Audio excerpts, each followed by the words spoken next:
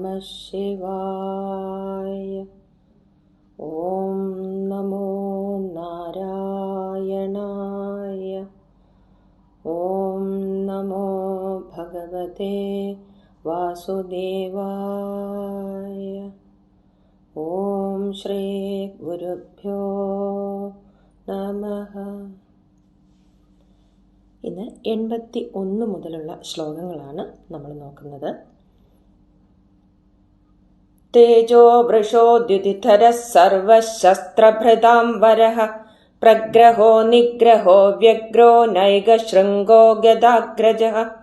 തേജോ വൃഷോദ്യുതിധരഃ സർവശസ്ത്രഭൃതാംബരഃ പ്രഗ്രഹോ നിഗ്രഹോ വ്യഗ്രോ നൈകശൃംഗോ ഗദാഗ്രജഃ. ഇനി ഇതിലെ പദങ്ങളും അവയുടെ അർത്ഥവും നമുക്കൊന്ന് നോക്കാം. തേജോ വൃഷഃ 757 നാമമാണ്.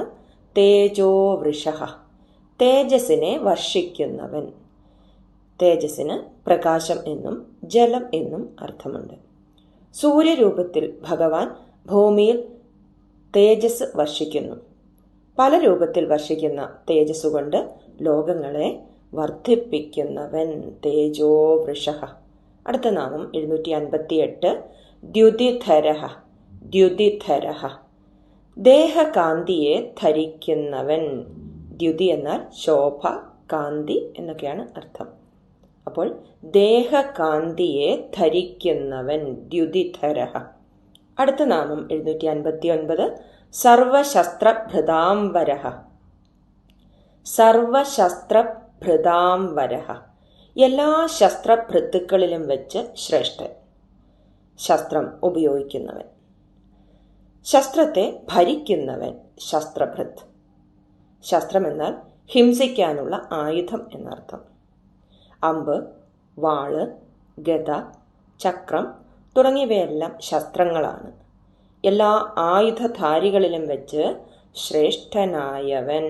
സർവശസ്ത്രഭൃതാംബരഃ. അടുത്ത നാമം പ്രഗ്രഹഃ. പ്രഗ്രഹഃ, പ്രകർഷണേന ഗ്രഹിക്കുന്നവൻ. പ്രഗ്രഹഃ, സർവലോകങ്ങളെയും പ്രളയകാലത്ത് തന്നിൽ ലയിപ്പിക്കുന്നു. മഹാഗ്രാസനാണ് വിഷ്ണുദേവൻ. പൂർണ്ണമായി അനായാസമായി എല്ലാത്തിനെയും പിടിച്ചെടുക്കുന്നതിനാൽ പ്രഗ്രഹൻ. അടുത്ത നാമം 761 നിഗ്രഹഃ. നിഗ്രഹഃ, നിഗ്രഹം എന്നാൽ നിശേഷേണ ഗ്രഹിക്കൽ, പൂർണ്ണമായി സ്വീകരിക്കൽ എന്ന് അർത്ഥം.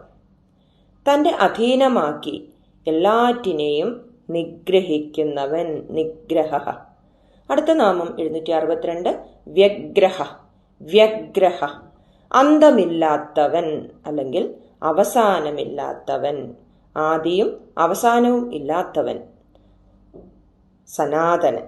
ആദിയും അവസാനവും ഇല്ലാത്തവൻ സനാതനൻ.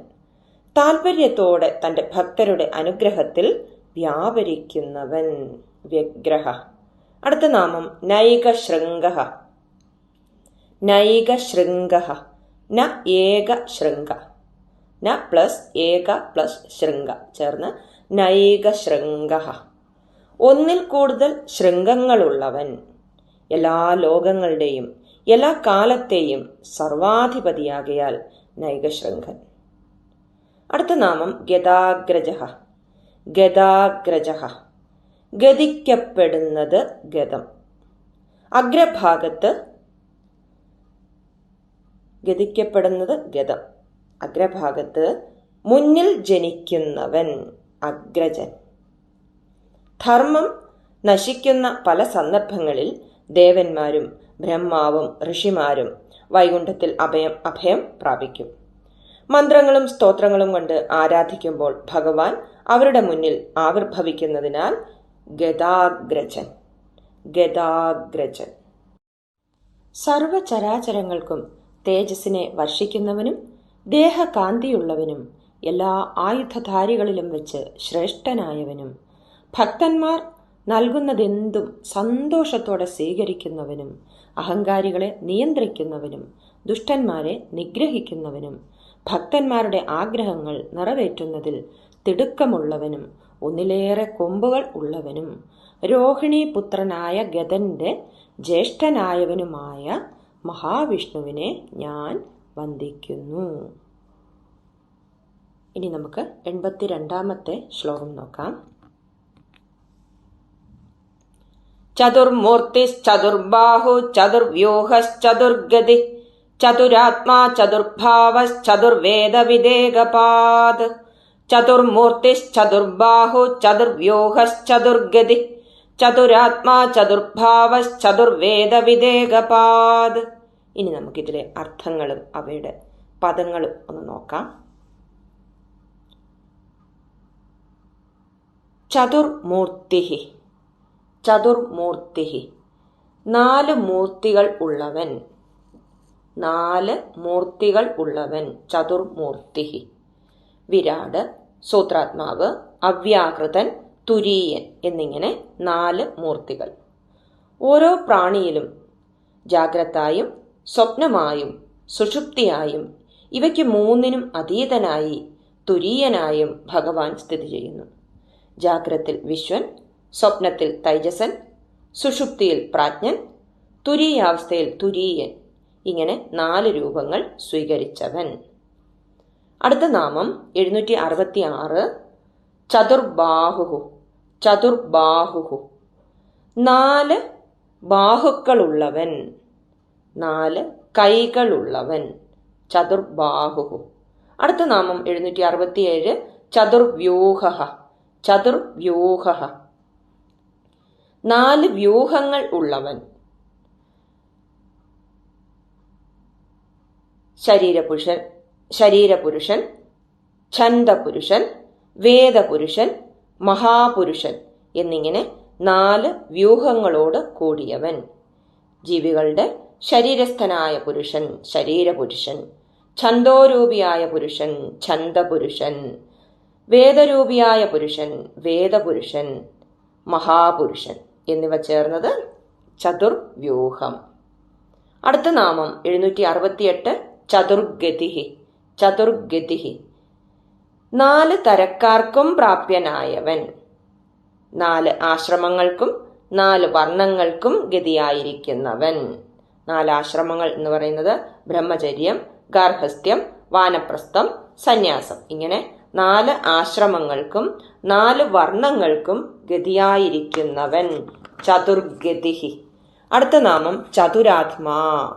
ചതുരാത്മാ, ചതുരമാകുന്ന മനസ്സോടു കൂടിയവൻ അല്ലെങ്കിൽ സമർത്ഥമായ ആത്മാവുള്ളവൻ. ഒന്നും ആഗ്രഹമില്ലാത്തതിനാൽ തെറ്റുപറ്റുകയേയില്ല ഭഗവാന്. ചെയ്യുന്നതെല്ലാം കുറ്റമറ്റ രീതിയിൽ സമർത്ഥമായി നിർവഹിക്കപ്പെടുന്നു. അടുത്ത നാമം ചതുർഭാവഃ.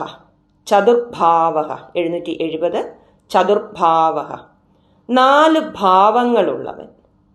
ധർമ്മം, അർത്ഥം, കാമം, മോക്ഷം എന്നീ 4 പുരുഷാർത്ഥങ്ങൾ പ്രകടമായിട്ടുള്ളവൻ. ചതുർഭാവഃ. അടുത്ത നാമം ചതുർവേദവിദ്. ചതുർവേദവിദ്, 4 വേദങ്ങളും നന്നായി അറിയുന്നവൻ. വേദത്തെ പൂർണ്ണമായി അറിയുന്നത് ഭഗവാൻ മാത്രമാണ്. വേദങ്ങളിൽ നിന്ന് അറിയപ്പെടേണ്ടവനും ആ ഭഗവാൻ തന്നെയാണ്.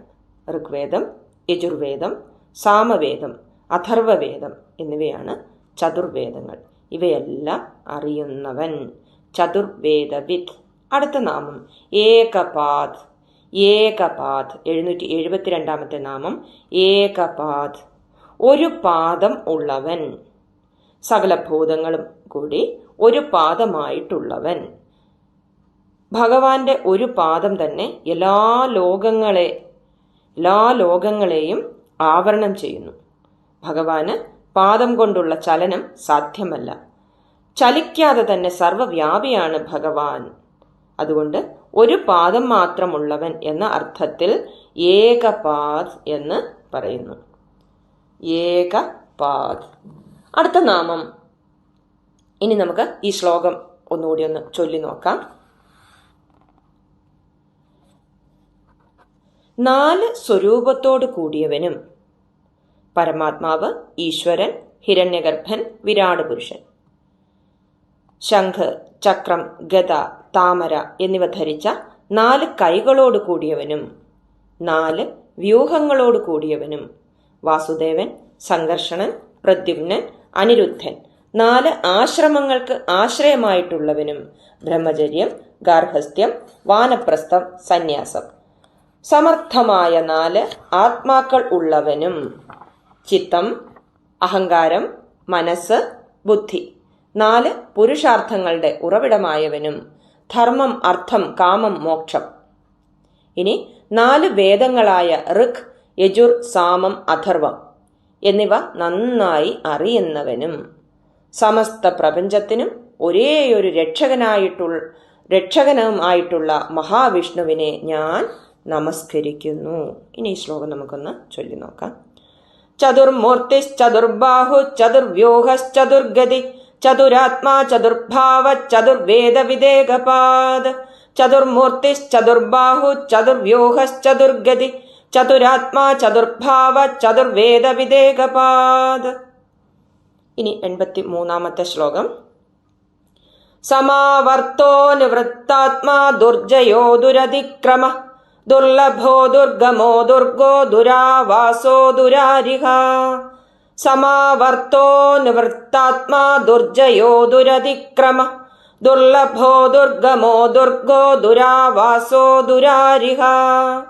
ഇനി ഇതിലെ പദങ്ങളും അവയുടെ അർത്ഥവും നമുക്കൊന്ന് നോക്കാം. 773-ാമത്തെ നാമം സമാവർത്തഃ. സമാവർത്തഃ സംസാര ചക്രത്തെ നല്ലപോലെ ചുറ്റിക്കുന്നവൻ. പ്രപഞ്ച പ്രവർത്തനം ചുറ്റിത്തിരിയുന്ന യന്ത്രം പോലെയാണ്. പ്രപഞ്ച പ്രവർത്തനം ചുറ്റിത്തിരിയുന്ന യന്ത്രം പോലെയാണ്. ദിനരാത്രങ്ങളും ഋതുക്കളും വത്സരങ്ങളും യുഗങ്ങളും നിരന്തരമായി ആവർത്തിക്കുന്നു. ജനനവും വളർച്ചയും ക്ഷയവും മരണവും ഭഗവദിച്ഛയനുസരിച്ച് തുടർന്നുകൊണ്ടേയിരിക്കുന്നു. സംസാര ചക്രത്തെ നല്ലപോലെ ചുറ്റിക്കുന്നവൻ സമാവർത്തഃ. അടുത്ത നാമം 774 അനിവൃത്താത്മാ. അനിവൃത്താത്മാ ഒന്നിൽ നിന്നും നിവർത്തിക്കാത്ത ആത്മാവുള്ളവൻ, എല്ലാത്തിലും വ്യാപരിച്ചിരിക്കുന്നവൻ. എല്ലാ പ്രവൃത്തികളും ഭഗവാനിൽ നിന്നുണ്ടാകുന്നു, ഭഗവത് ഇച്ഛയനുസരിച്ച് വ്യാപരിക്കുന്നു. എല്ലാത്തിൻ്റെയും പ്രേരകനും പ്രവർത്തകനും പ്രവൃത്തിയും പ്രവർത്തനം മൂലം ഉണ്ടാകുന്ന ഫലവും ഭഗവാൻ തന്നെ. ആകയാൽ അനിവൃത്താത്മാ. അനിവൃത്താത്മാ. അടുത്ത നാമം ദുർജയഃ. ദുർജയഃ 775 ദുർജയഃ ജയിക്കപ്പെടാൻ ആകാത്തവൻ, ജയിക്കപ്പെടുവാൻ കഴിയാത്തവൻ. ഭഗവാനെ തോൽപ്പിക്കാൻ ആർക്കും കഴിയില്ല. എളുപ്പത്തിൽ വശത്താക്കാൻ കഴിയാത്തതുകൊണ്ടും ഭഗവാൻ ദുർജയനാണ്. അടുത്ത നാമം ദുരതിക്രമഃ. ദുരതിക്രമഃ 776 ദുരതിക്രമഃ അതിക്രമിക്കപ്പെടാനാകാത്തവൻ, ആരാലും അതിക്രമിക്കപ്പെടാത്തവൻ. ഒരു കാര്യത്തിലും ഭഗവാനെ കടന്നു ചെല്ലാൻ ആർക്കും കഴിയില്ല. ഇനി അടുത്ത നാമം ദുർലഭഃ. ദുർലഭഃ 777 ദുർലഭഃ ലഭിക്കപ്പെടാൻ ആകാത്തവൻ. ലഭിക്കപ്പെടാനാകാത്തവൻ, ദുർലഭമായ ഭക്തി കൊണ്ട് ലഭിക്കപ്പെടുന്നവൻ. ലഭിക്കപ്പെടാൻ ആകാത്തവൻ എന്നാൽ ദുർലഭമായ ഭക്തി കൊണ്ട് ലഭിക്കപ്പെടുകയും ചെയ്യും. അടുത്ത നാമം ദുർഗമഃ. ദുർഗമഃ 778 ദുർഗമഃ ഗമിക്കപ്പെടുവാൻ പ്രയാസമുള്ളവൻ, വളരെ ക്ലേശിച്ചാൽ മാത്രം അറിയപ്പെടുന്നവൻ. സ്വാർത്ഥതയും അഹങ്കാരവും ഉപേക്ഷിച്ച് നിഷ്കാമമായ ഭക്തിയോട് ഭഗവാനെ ആശ്രയിക്കുന്നവർക്ക് മാത്രമേ ഭഗവാനെ അറിയാനും പ്രാപിക്കാനും കഴിയുകയുള്ളൂ. അടുത്ത നാമം ദുർഗഃ.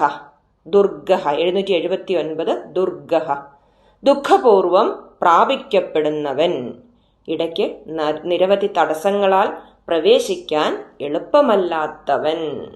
ദുർഗഃ. അടുത്ത നാമം ദുരാവാസഃ. ദുരാവാസഃ 780 ദുരാവാസഃ ഹൃദയത്തിൽ കുടിയിരുത്താൻ എളുപ്പമല്ലാത്തവൻ. ഭഗവാനിൽ അത്ര അത്രയ്ക്ക് നിഷ്കാമമായ ഭക്തി ഉണ്ടെങ്കിൽ മാത്രമേ നമുക്ക് ആ ഭഗവാനെ നമ്മുടെ ഹൃദയത്തിൽ ഇരുത്താൻ സാധിക്കുകയുള്ളൂ. അല്ലാത്തവർക്ക് ഹൃദയത്തിൽ ഭഗവാനെ കുടിയിരുത്താൻ പ്രയാസമാണ്. അടുത്ത നാമം ദുരാരിഹ. ദുരാരിഹ, ദുഷ്ടമാർഗത്തിൽ പ്രവർത്തിക്കുന്നവരെ ഹനിക്കുന്നവൻ. ഭഗവാൻ ലോകഗതിക്കും ധർമ്മത്തിനും തടസ്സമുണ്ടാക്കുന്നവരെ നശിപ്പിക്കുന്നു. അങ്ങനെ ദുഷ്ടമാർഗത്തിൽ പ്രവർത്തിക്കുന്നവരെ ഹനിക്കുന്നവൻ ദുരാരിഹ. ദുരാരിഹ. സംസാരചക്രത്തെ കാലം, പ്രകൃതി, മായ എന്നിവ ഉപയോഗിച്ച് നന്നായി ആവർത്തിക്കുന്നവനും പ്രവർത്തിച്ചു കഴിഞ്ഞാൽ അതിൽ നിന്നും പിന്മാറുന്നവനും സകലതിലും നിറഞ്ഞ് ഒന്നിൽ നിന്നും പിന്മാറാത്തവനും ആർക്കും കീഴടക്കാൻ കഴിയാത്തവനും ആർക്കും ലംഘിക്കുവാൻ കഴിയാത്ത നിയമങ്ങളെയും ശാസനകളെയും നൽകിയവനും ലഭിക്കുവാൻ വളരെ പ്രയാസമുള്ളവനും വളരെ ക്ലേശിച്ചാൽ മാത്രം അറിയുവാൻ കഴിയുന്നവനും നിരവധി പ്രതിബന്ധങ്ങളെ തരണം ചെയ്ത് മാത്രം സമീപം എത്തുവാൻ സാധിക്കുന്നവനും വളരെ പ്രയാസപ്പെട്ടാൽ മാത്രം കുടിയിരുത്തുവാൻ കഴിയുന്നവനും ദുഷിച്ച വഴിയിൽ സഞ്ചരിക്കുന്നവരെ ഹനിക്കുന്നവനുമായ മഹാവിഷ്ണുവിനെ ഞാൻ നമസ്കരിക്കുന്നു. ഇനി നമുക്ക് ഈ നാമം ഒന്നുകൂടി ഒന്ന് ചൊല്ലി നോക്കാം. സമാവർത്തോ നിവൃത്താത്മാ ദുർജയോ ദുരതിക്രമ ദുർലഭോ ദുർഗമോ ദുർഗോ ദുരാവാസോ ദുരാരിഹ. സമാവർത്തോ നിവൃത്താത്മാ ദുർജയോ ദുരതിക്രമ ദുർലഭോ ദുർഗമോ ദുർഗോ ദുരാവാസോ ദുരാരിഹ. ഇനി 84-ാമത്തെ ശ്ലോകം. ശുഭാംഗോ ലോകസാരംഗ സുതന്തുസ്തന്തുവർദ്ധന ഇന്ദ്രകർമ്മ മഹാകർമ്മ കൃതകർമ്മ കൃതാഗമ. ശുഭാംഗോ ലോകസാരംഗ സുതന്തുസ്തന്തുവർദ്ധന ഇന്ദ്രകർമ്മ മഹാകർമ്മ കൃതകർമ്മ കൃതാഗമ. കൃതാഗമ, ദീർഘമില്ല, കൃതാഗമ. ശുഭാംഗോ ലോകസാരംഗ സുതന്തുസ്തന്തുവർദ്ധന ഇന്ദ്രകർമ്മ മഹാകർമ്മ കൃതകർമ്മ കൃതാഗമ. ഇനി ഇതിലെ പദങ്ങളും അവയുടെ അർത്ഥവും നമുക്ക് നോക്കാം. ശുഭാംഗഃ. ശുഭാംഗഃ 782-ാമത്തെ നാമം. ശുഭാംഗോ. ശുഭാംഗഃ ശോഭനങ്ങളായ അംഗങ്ങളെ കൊണ്ട് ധ്യാനിക്കപ്പെടേണ്ടവൻ. ശോഭനമായ അംഗങ്ങളെ കൊണ്ട് ധ്യാനിക്കപ്പെടേണ്ടവൻ ശുഭാംഗഃ. അടുത്ത നാമം ലോകസാരംഗഃ. ലോകസാരംഗഃ ലോകത്തിന് സാരംഗമായവൻ. സാരംഗം എന്നാൽ വണ്ട്. ലോകങ്ങളുടെ സാരത്തെ സാരംഗം പോലെ ഗ്രഹിക്കുന്നവൻ. പുഷ്പത്തിന്റെ സൗന്ദര്യത്തിൽ ഭ്രമിക്കാതെ വണ്ടുകൾ അതിന്റെ സാരമായ തേനിനെ നുകരുന്നു. ആ തേനിനെ മാത്രമാണ് സ്വീകരിക്കുന്നത്. ആ പുഷ്പത്തിന്റെ സൗന്ദര്യമോ ഗുണമോ ഒന്നുമല്ല ഈ വണ്ടുകൾ ശ്രദ്ധിക്കുന്നത്. അതുപോലെ പ്രപഞ്ചത്തിൽ മായ മൂലമുണ്ടാകുന്ന എല്ലാ പ്രതിഭാസങ്ങളെയും തിരസ്കരിച്ച് ഭഗവാൻ ഭക്തി ജ്ഞാന വൈരാഗ്യങ്ങളെ തിരിച്ചറിയുകയും അങ്ങനെയുള്ളവരുടെ ഭക്തിയും ജ്ഞാനവും വർദ്ധിപ്പിക്കുകയും അവരുടെ നന്മയെ സ്വീകരിക്കുകയും ചെയ്യുന്നു. അടുത്ത നാമം സുതന്തു. സുതന്തു 784-ാമത്തെ നാമം. സുതന്തു ശ്രേഷ്ഠമായ രീതിയിൽ സ്വയം വിസ്തൃതനായവൻ. ശോഭനമായ തന്തു അല്ലെങ്കിൽ ലോകം ആരുടേതാണോ അവൻ സുതന്തുഹു. അടുത്ത നാമം തന്തുവർദ്ധന 785. തന്തുവർദ്ധന തന്തുവിനെ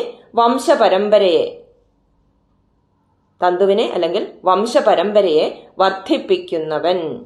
ഈ പ്രപഞ്ചത്തിലുള്ളതെല്ലാം ഭഗവാന്റെ സന്താനങ്ങളാണ്. അങ്ങനെ ലോകത്തെ പോഷിപ്പിക്കുന്നവൻ തന്തുവർദ്ധന.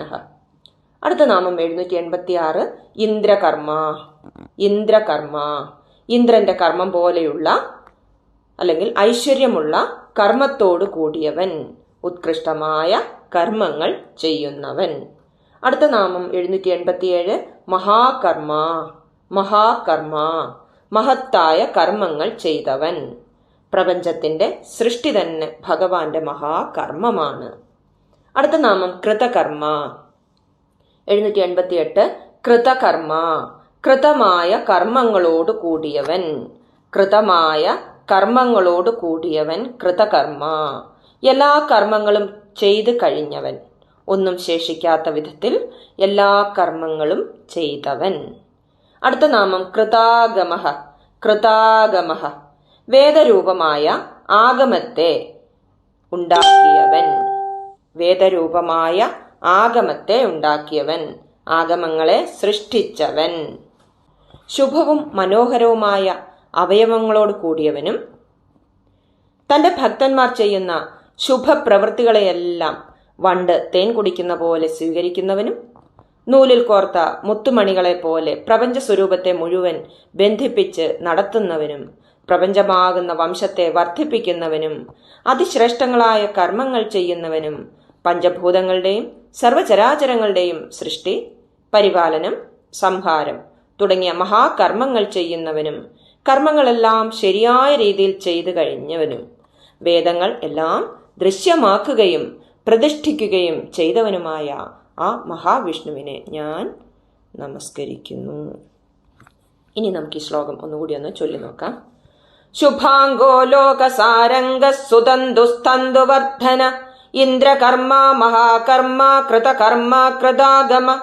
ശുഭാംഗോ ലോകസാരംഗ സുതന്തുസ്തന്തുവർദ്ധന ഇന്ദ്രകർമ്മ മഹാകർമ്മ കൃതകർമ്മ കൃതാഗമ. ഇനി 75-ാമത്തെ ശ്ലോകം നോക്കാം. ഉദ്ഭവ സുന്ദര സുന്ദോ രത്നനാഭസുലോചന അർക്കോ വാജസന ശൃംഗി ജയന്ത സർവവിജയീ. ഉദ്ഭവ സുന്ദര സുന്ദോ രത്നനാഭസുലോചന അർക്കോ വാജസന ശൃംഗി ജയന്ത സർവവിജയീ. ഇനി ഇതിലെ പദങ്ങളും അവയുടെ അർത്ഥവും നമുക്കൊന്ന് നോക്കാം.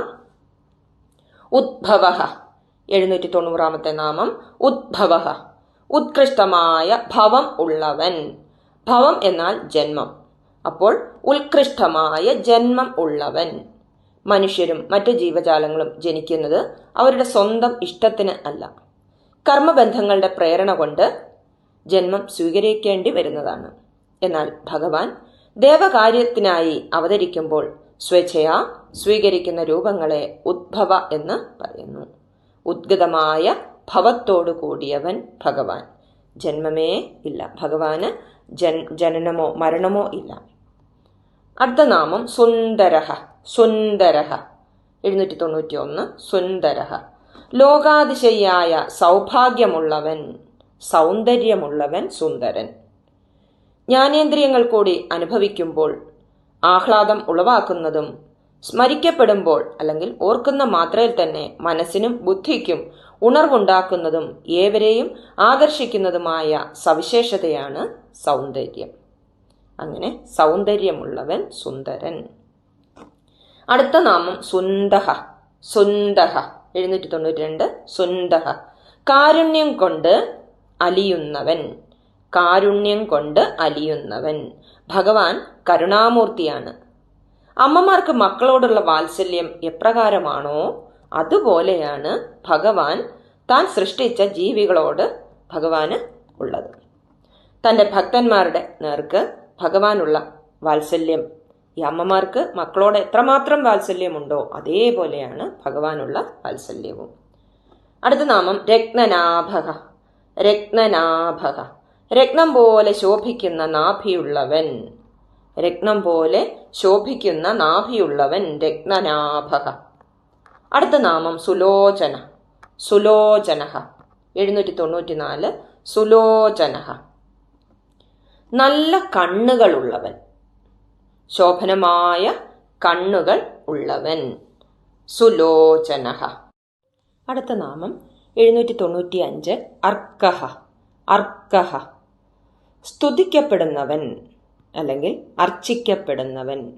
ബ്രഹ്മാദി പൂജ്യതമന്മാരാൽ അർജിക്കപ്പെടുന്നവൻ. അടുത്ത നാമം വാജസനഹ. വാജസനഹ 796 വാജസനഹ വാജത്തെ ദാനം ചെയ്യുന്നവൻ. വാജമെന്നാൽ അന്നം എന്നും ജലമെന്നും അർത്ഥം. സനഹ എന്നാൽ ദാതാവ്. അപ്പോൾ വാജസനഹ എന്നാൽ അന്നവും ജലവും തരുന്നവൻ. അന്നവും ജലവും ജീവികൾക്ക് നിലനിൽപ്പിന് അത്യാവശ്യം വേണ്ടവയാണ്. അങ്ങനെയുള്ള ആ വസ്തുക്കൾ ദാനം ചെയ്യുന്നവൻ വാജസനഹ. ശിവഭഗവാന്റെ ഒരു നാമവും വരുന്നുണ്ട്, വാജസ്സനഹ. ശിവഭഗവാന്റെ ഒരു പര്യായമാണ് വാജസ്സനഹ. അടുത്ത നാമം ശൃംഗി. 797 ശൃംഗി. ശൃംഗമുള്ളവൻ. ശൃംഗം എന്നാൽ കൊമ്പ്. മത്സ്യാവതാരത്തിൽ കൊമ്പുള്ള മത്സ്യത്തിൻ്റെ രൂപത്തിലും വരാഹാവതാരത്തിലും ഭഗവാന് ശൃംഗം ഉണ്ടായിരുന്നു. സമുദ്ര ജലത്തിനുള്ളിൽ പൂഴ്ത്തിവെച്ച ഭൂമിയെ ഭഗവാൻ തൻ്റെ തേറ്റ കൊണ്ട് ഉയർത്തിയാണ് പൂർവസ്ഥാനത്ത് സ്ഥാപിച്ചിട്ടുള്ളത് എന്ന് നമ്മൾ നാരായണീയത്തിൽ പഠിച്ചിട്ടുണ്ട്. അപ്പോൾ ഇവിടെ ശൃംഗി എന്നാൽ കൊമ്പുള്ള മത്സ്യത്തിൻ്റെ രൂപത്തെ ധരിച്ചവൻ ശൃംഗി. അടുത്ത നാമം ജയന്തഹ. ജയന്തഹ ജയിക്കുന്നവൻ അല്ലെങ്കിൽ ജയിപ്പിക്കുന്നവൻ, ശത്രുക്കളെ അതിശയമായി ജയിക്കുന്നവൻ. ഭഗവാനെ തോൽപ്പിക്കാൻ ആർക്കും സാധിക്കുകയില്ല. എന്നാൽ ഭക്തി കൊണ്ട് ഭഗവാനെ വശത്താക്കാൻ കഴിയും. പക്ഷേ അത് ഭഗവാന് തോൽവിയല്ല, ജയം തന്നെയാണ്. ജയന്തനായ ഭഗവാനെ ആശ്രയിക്കുന്ന ഭക്തനും ജയിക്കുന്നവനായി തീരുന്നു. അടുത്ത നാമം സർവവിജയി. 799 നാമം സർവവിജയി. സർവവിജയി. ഇതിനെ പദം പിരിക്കുകയാണെങ്കിൽ സർവവിദ് പ്ലസ് ജയി. സർവവിദ് ജയി. സർവവിജയി. സർവവും അറിയുന്നവൻ സർവവിദ്, ജയിക്കുന്നവൻ ജയി. സർവവിദ് എന്ന പദം ഭഗവാന് മാത്രമേ ചേരൂ. കാരണം സർവവും അറിയുന്നവൻ ഭഗവാൻ മാത്രമാണ്. എല്ലാ വിഷയങ്ങളിലും ജ്ഞാനമുള്ളവനും എല്ലാറ്റിനെയും ജയിക്കുന്ന സ്വഭാവമുള്ളവനും ആയവൻ സർവവിജയി. ഇനി നമുക്ക് ഇതിൻ്റെ മുഴുവനായിട്ടുള്ള അർത്ഥം നോക്കാം. ഉത്കൃഷ്ടമായ നിരവധി അവതാരങ്ങൾ കൈക്കൊണ്ടവനും പ്രപഞ്ചത്തെ അതിശയിപ്പിക്കുന്ന സൗന്ദര്യമുള്ളവനും രത്നം പോലെ സുന്ദരമായ പൊക്കിൾ ഉള്ളവനും നല്ല കണ്ണുകളുള്ളവനും അർച്ചിക്കപ്പെടുന്ന ആദിത്യ സ്വരൂപനായവനും എല്ലാവരാലും അർച്ചിക്കപ്പെടുന്നവനും അന്നത്തെ പ്രദാനം ചെയ്യുന്നവനും മത്സ്യമൂർത്തിയായ കൊമ്പോടുകൂടി അവതരിച്ചവനും ശത്രുക്കളെ ജയിച്ചവനും എല്ലാം അറിയുന്നവനും സർവരെയും ജയിച്ചവനുമായ മഹാവിഷ്ണുവിനെ ഞാൻ നമസ്കരിക്കുന്നു. ഇനി ഈ ശ്ലോകം ഒന്ന് ചൊല്ലി നോക്കാം. ഉദ്ഭവ സുന്ദര സ്വന്തോ രത്നനാഭസുലോചന അർക്കോ വാജസന ശൃംഗി ജയന്ത സർവവിജയി. ഉദ്ഭവ സുന്ദര സ്വന്തോ രത്നനാഭസുലോചന അർക്കോ വാജസന ശൃംഗി ജയന്ത സർവവിജയി. ഇനി നമുക്ക് ഇന്ന് പഠിച്ച ശ്ലോകങ്ങൾ 81 മുതൽ 85 വരെയുള്ള ശ്ലോകങ്ങൾ നമുക്കൊന്ന് ചൊല്ലി നോക്കാം.